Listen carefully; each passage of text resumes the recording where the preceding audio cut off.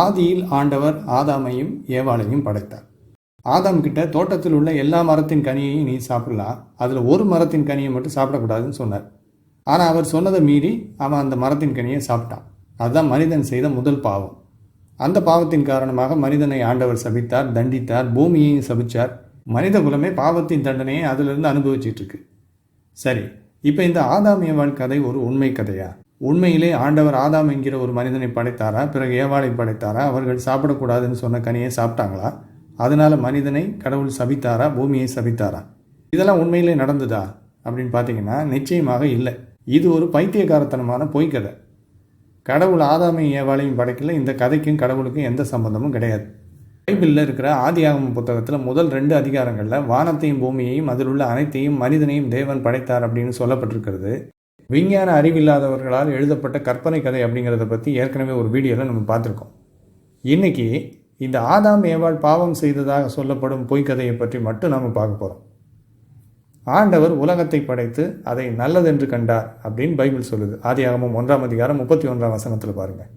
அப்பொழுது தேவன் தாம் உண்டாக்கின எல்லாவற்றையும் பார்த்தார், அது மிகவும் நன்றாயிருந்தது. சாயங்காலமும் விடியற்காலமும் ஆகி 6ஆம் நாள் ஆயிற்று. அதாவது ஆண்டவர் உலகத்தை சரியாக நேர்த்தியாக படைச்சிருக்கார், உயிரினங்களையும் நேர்த்தியாக நல்லதாக உருவாக்கியிருக்கார். அவர் எந்த தவறும் செய்யலை.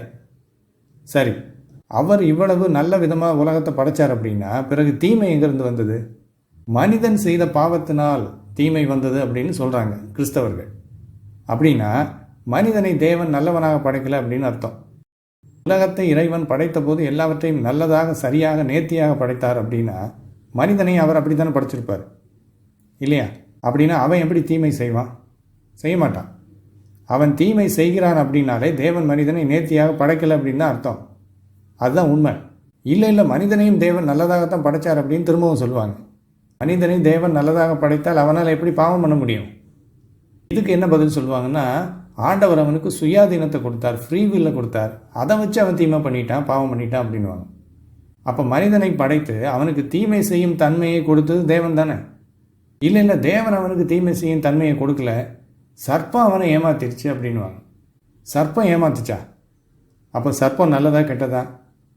கெட்டது. அதை படைச்சது யார்? தேவன். பிறகு எப்படி தேவன் எல்லாவற்றையும் நல்லதாக படைத்தார் அப்படின்னு சொல்லுவீங்க? இல்லை, தேவன் சர்ப்பத்தை முதல்ல நல்லதாகத்தான் படைத்தார், ஆனால் அது தானாக கெட்டுருச்சு அப்படின்றாங்க. அது எப்படிங்க தானாக கெட்டு போகும்? தானாக எப்படி ஒன்று கெட்டதாக மாறும்? அது மாறுச்சு அப்படின்னாலே அதுக்கு காரணம் அதை படைத்த கடவுள் தான். கெட்டதாக மாறக்கூடிய தன்மை இருந்தால் தானே எதுவும் கெட்டதாக மாறும். அந்த கெட்டதாக மாறக்கூடிய தன்மையை சர்ப்பத்துக்கு கொடுத்தது யார்? தேவன் தானே. ஆக ஒன்று தேவன் எல்லாவற்றையும் நல்லதாக படைக்கலை அப்படிங்கிறத ஒத்துக்கணும், அல்லது எல்லாத்தையும் அவர் முதல்ல நல்லதாக படைச்சிட்டாரு, பிறகு தானே அவைகளை எல்லாத்தையும் கெடுத்துட்டார் அப்படின்னு ஒத்துக்கணும். ரெண்டையும் ஒத்துக்காம தேவன் எல்லாத்தையும் நல்லதாக தான் படைச்சார், ஆனால் சர்ப்பமும் ஆதாமும் தானாக கெட்டு போனாங்க அப்படிங்கிறது பைத்தியக்காரத்தனத்திலும் பைத்தியக்காரத்தனம். இப்போ மனிதன் பாவம் செய்ததற்கு கடவுள் தான் காரணம் அப்படின்னு சொன்னால், இல்லை பைபிள் அப்படி சொல்லலை, பாவத்துக்கு மனிதன் தான் காரணம்னு பைபிள் சொல்லுதுன்னு புதிய ஏற்பாட்டிலேருந்து ஒரு வசனத்தை காமிப்பாங்க. யாக்கோபு 1ஆம் அதிகாரத்தில் 13 முதல் 15 வசனங்கள் அப்படி சொல்லுது. சோதிக்கப்படுகிற எவனும் நான் தேவனால் சோதிக்கப்படுகிறேன் என்று சொல்லாதிருப்பானாக. தேவன் பொல்லாங்கினால் சோதிக்கப்படுகிறவர் அல்ல, ஒருவனையும் அவர் சோதிக்கிறவரும் அல்ல. அவனவன் தன் சுய இச்சையினாலே இழுக்கப்பட்டு சிக்குண்டு சோதிக்கப்படுகிறான். பின்பு இச்சையானது கர்ப்பந்தரித்து பாவத்தை பிறப்பிக்கும், பாவம் பூரணமாகும் போது மரணத்தை பிறப்பிக்கும். இப்போ இந்த வசனங்களை காட்டி கடவுளை காப்பாற்ற முடியுமா? முடியாது. இந்த வசனங்கள் என்ன சொல்லுது? மனிதன் பாவம் செய்வதற்கு தேவன் காரணம் அல்ல, மனிதன் தன் சுய இச்சையினாலே இழுக்கப்பட்டு சிக்குண்டு பாவம் செய்கிறான். சரி, அப்படின்னா ஆதாமும் ஏவாளும் பாவம் செய்ததற்கு காரணம் என்ன? அவங்க தங்களுடைய சுய இச்சையினாலே இழுக்கப்பட்டு சிக்குண்டு பாவம் செஞ்சுருக்காங்க. அப்போ அவங்கள படைக்கும் போது தேவன் கோளாறாகத்தான் படைச்சிருக்காரு. அவங்களுக்கு சுய இச்சையை கொடுத்து அவங்க அதனால் இழுக்கப்பட்டு சிக்குண்டு பாவம் செய்யும் விதத்தில். அப்போ இந்த வசனத்தை வச்சுக்கிட்டு தேவனை காப்பாற்ற முடியாது. மனிதனை பாவம் செய்யும் விதத்தில் உருவாக்கி அவனை பாவம் செய்ய வைத்ததே தேவன் தான். பைபிளின் அடிப்படையில் பார்த்தா இது பைபிளில் தெளிவாக காட்டப்பட்டிருக்கு. அது மட்டும் இல்லை, தேவனுடைய அடிப்படை தன்மையே பொய்யாக்குது இந்த சம்பவம். எப்படின்னு பாருங்க. ஆதாம் கிட்ட அந்த மரத்தின் கனியை சாப்பிடாதேன்னு அவர் சொன்னப்போ அவன் அதை சாப்பிடுவானா மாட்டானான்னு தேவனுக்கு தெரியுமா தெரியாதா? அவருக்கு தெரியாது. அப்படின்னா அவர் ஒரு கடவுள் இல்லை. அப்போது அவருக்கு தெரியாமல் அப்படி படைச்சிட்டார் அப்படின்னு சொல்ல முடியாது. அவருக்கு ஆதாம் என்ன செய்ய போகிறான்னு தெரியும். அப்படின்னா எதுக்கு அவனுக்கு சுயாதீனத்தை கொடுத்தார்? மரத்தின் கனியை சாப்பிடலாம் அல்லது சாப்பிடக்கூடாதுன்னு முடிவு எடுக்கக்கூடிய சுதந்திரத்தை அவனுக்கு எதுக்கு கொடுத்தார்? அந்த சுதந்திரத்தை கொடுத்தா அவன் நிச்சயம் சாப்பிடுவான்னு அவருக்கு தெரியும். தெரிஞ்சுக்கிட்டே நீங்கள் இப்படி ஒரு சுதந்திரத்தை உங்கள் பிள்ளைங்களுக்கு கொடுப்பீங்களா? கண்ணுக்கு முன்னால் ஒரு கிணறு இருக்குது, நீ போய் விழுந்தேன்னா செத்து போகாத அப்படின்னு உங்கள் பையன்கிட்ட சொல்கிறீங்க. பேச்சை மீறி அவன் போய் விழுந்துட்டான். போய் விழுவான் அப்படின்னு உங்களுக்கு ஏற்கனவே தெரிஞ்சால் நீங்கள் என்ன பண்ணுவீங்க? நீங்கள் அவனுக்கு அந்த சுதந்திரத்தை கொடுக்க மாட்டீங்க. ஆனால் இங்கே பாவம் செய்யும் சுதந்திரத்தை ஆதாமுக்கு கொடுத்தா அவன் பாவம் தான் செய்வான்னு தெரிஞ்சுக்கிட்டே தேவன் பாவம் செய்து சாகும் சுதந்திரத்தை ஆதாமுக்கு கொடுத்துருக்காரு. அப்போ அவரோட திட்டம் என்ன? அவன் பாவம் பண்ணணும், அதனால் சாபம் வரணும், மனித குலம் துன்பத்தில் கிடந்து வாடணும். இதுதான். இதையெல்லாம் ஏன் செஞ்சார்னு கேட்டால், அவர் இதையெல்லாம் செய்தாலும் மனிதனை மீட்பதற்காக அவரே ஒரு திட்டம் வகுத்து அந்த திட்டத்தில் இணைகின்றவர்களுக்கு ரட்சிப்பை கொடுக்கிறார் அப்படின்வாங்க. இப்போ கேள்வி என்னென்னா, இவருடைய திட்டத்தில் எத்தனை பேர் இணைந்து ரட்சிப்படைந்து சொர்க்கம் போவாங்க? பைபிளில் என்ன சொல்லுது தெரியுமா?